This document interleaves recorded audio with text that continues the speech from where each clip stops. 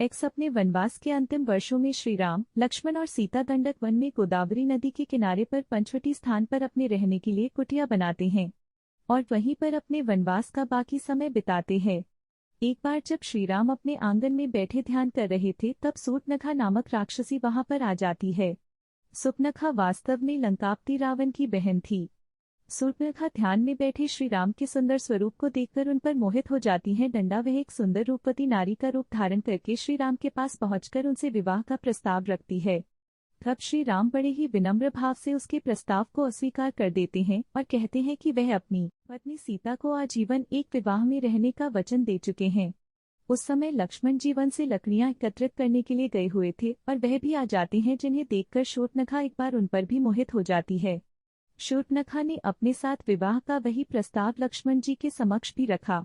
तब लक्ष्मण जी उनको बोलते हैं कि उनके बड़े भाई श्री राम के होते हुए वह उनके योग्य नहीं है। श्री राम और लक्ष्मण दोनों शूर्पनखा के विवाह प्रस्ताव को इनकार कर देते हैं तो शूर्पनखा को क्रोध आ जाता है और तभी देवी सीता भी कुटिया के अंदर से बाहर निकल कर आती हैं।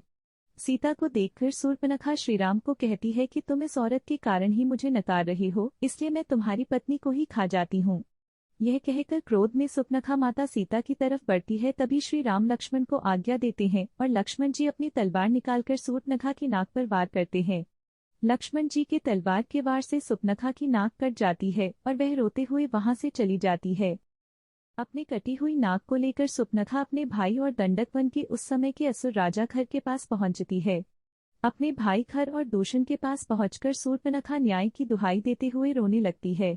अपनी बहन को रोता हुआ देखकर राजा कर पूछते हैं कि उसकी यह दशा किसने की है।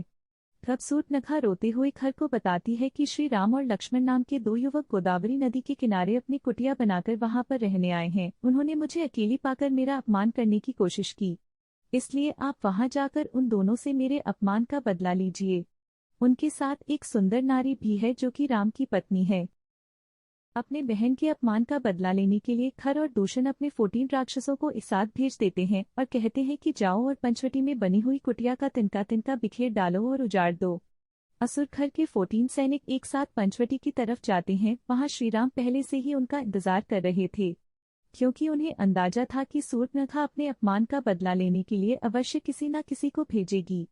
14 असुर एक कतार में उनके सामने आकर बोले कि दंडक वन के राजा खर ने का आदेश दिया है कि तुम दोनों भाई हमारे राजा की शरण में खुद को समर्पित कर दो तथा तुम्हारे साथ जो सुंदर औरत है उसे हमारे राजा की सेवा में उपस्थित करो। उनकी यह बातें सुनकर श्रीराम ने अपने धनुष पर एक बाण साधकर उनकी तरफ छोड़ा और एक ही बाण से उन सभी असुरों का सर धड़ से अलग हो गया, जिसे देखकर शूर्पनखा चौंक गई और फिर अपने भाई खरदूषण के दरबार में आ पहुंची और बोली, रक्षा कीजिए भैया, रक्षा कीजिए। आपके भेजे हुए 14 असुरों को उस राम ने अपने की बाण से मार डाला।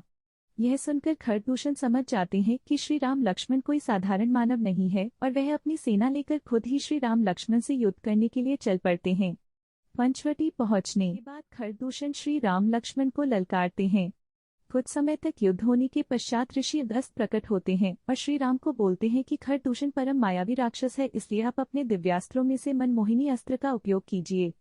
तब श्रीराम मनमोहनी अस्त्र खरदूषण की ओर चला देते हैं, जिसके प्रभाव से खरदूषण की सेना मोहित होकर आपस में ही लड़कर नष्ट हो जाती है और आखिर में श्रीराम अपने दिव्यास्त्र के द्वारा दंडक वन के राजा खर का वध कर देते हैं। ये कहानी आपको कैसी लगी और आपने क्या सीखा, ये हमें कमेंट करके जरूर बताइए। आपके कमेंट्स का हमें इंतजार है।